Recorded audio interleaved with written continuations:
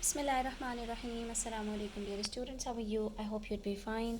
This is Cambridge Primary Mathematics Learners Book 6, and we have started chapter number 3. We have completed till question number 3 on page number 41 of exercise 3.1. Now we are heading towards question number 4.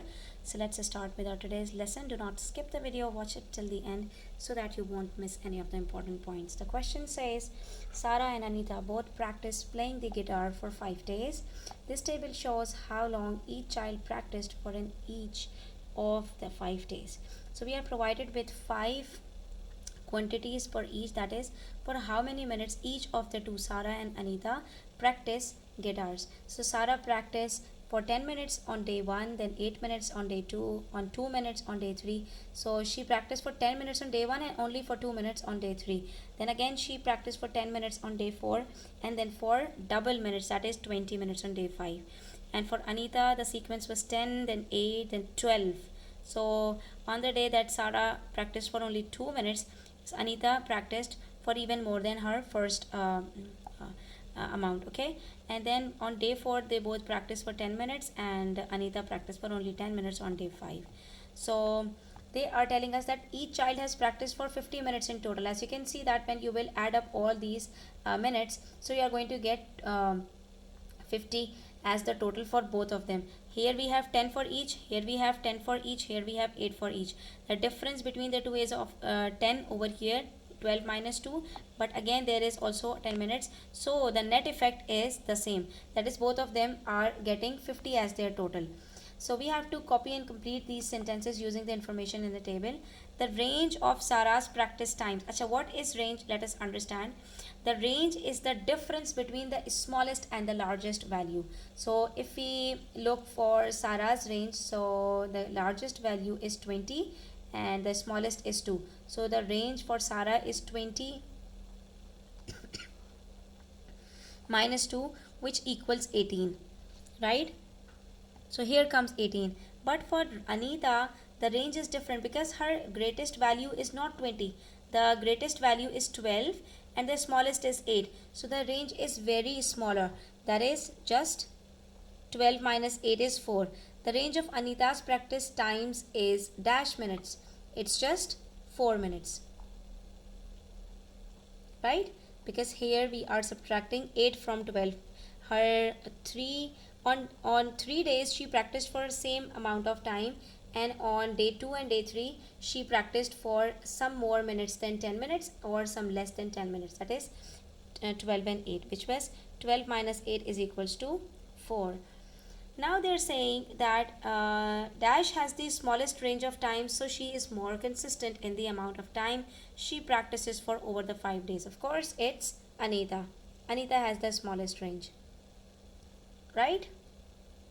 So we can conclude from here that it's not just the total that matters while calculating the averages, it's the range that also matters, because the greater the range is, it means the less is the consistency, and the smaller the range is, there is greater consistency. So whoever has less range, so he or she has more consistency, and of course that tells us the better average.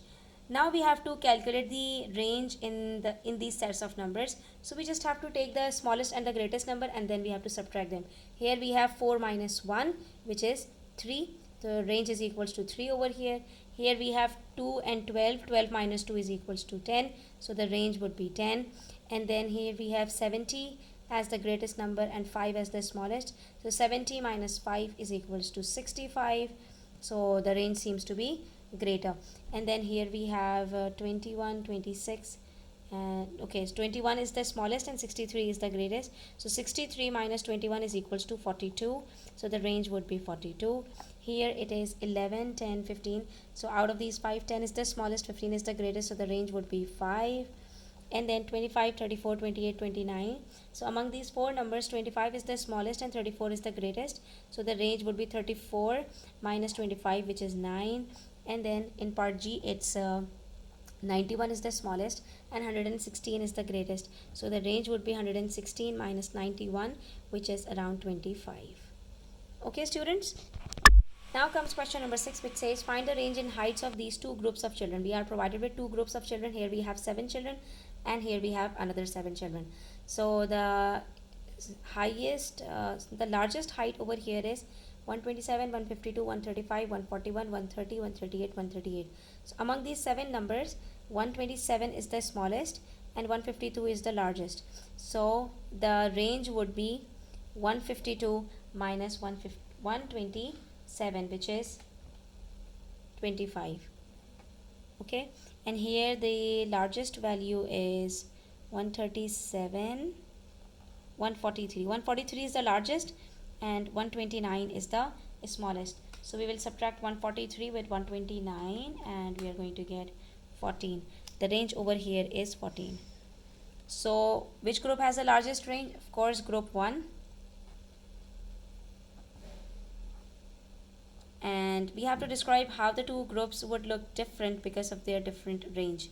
So since the range is greater over here and here it is smaller, it means that, so we can say that it gives a quick indication of the total height difference among a group, and where the larger range signifies greater variation and a smaller range indicates more consistent heights. Again, the same thing we'll get, that is, if the range is smaller, okay, for a certain group, it means it has a consistent set of identities or consistent set of data. Okay, let's move to question number 7, which says Callie, Summer, Benji, and Kyle are learning to skip. There are 4 children, 4 different children who are learning to skip. While they were practicing, they recorded how many skips they did in a row. So Callie, Summer, Benji, and Kyle, they are 4 children and they did 7 tries. Okay, so in the first try, she skipped 6 times, and second try 5 times, third try 6 times, fourth try 6 times, fifth try even more, sixth try even more, but in seventh try she lost something, so she had only 7 skips. For Summer it was 3 in the first one, then none, then 3, then 8, then again none, then 7, and then none. And then for Benji it was none, none, 1, then none, 4, none, and 2. So most of her skips were none. And for Kyle it was 4, 7, 7, 6, 2, 5, and 4. So for Callie and Kyle it seems to be better. Now we have to copy and complete this table. We have to find the range, mod, median, and mean for all of them. So if we talk about the range, we will start from the smallest and the largest one. So in Callie we have 5 and 11. So the range would be 11 minus 5, which is 6. For Summer it would be 0 and 8. So 8 minus 0 is 8. Here for Benji it's 1, 0, and 4. 4 minus 0 is 4. Okay. And then for Kyle it would be 2 is the smallest and 7 is the largest, so it would be 5.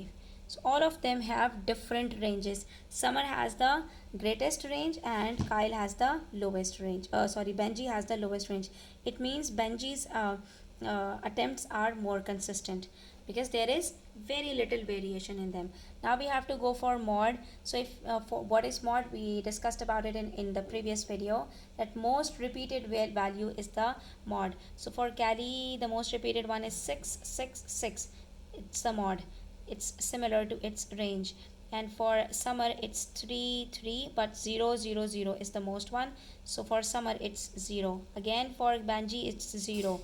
And for Kyle it will be 7. 7 is repeating twice and 4 is also repeating twice. So it would be 4 and 7. There are 2 mods for Kyle.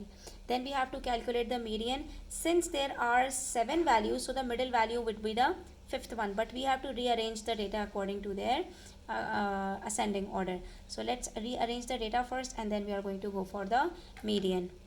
So after rearranging the data, we have the middle value 6. The fourth one would be the middle value. Out of the 7, if we add 1 into it, it becomes 8. 8 divided by 2 is 4, means in all these number of datas, the fourth value would be the median. So 5, 6, 6, 6, sixth one is the middle value. 0, 0, 0, 3 is the middle value. 0, 0, 0, 0 is the middle value. 2, 4, 4, 5. So here we have 5. So in all 4 we have 6 median of Callie. For Summer it's 3. For Benji it's 0. And for Kyle it's 5.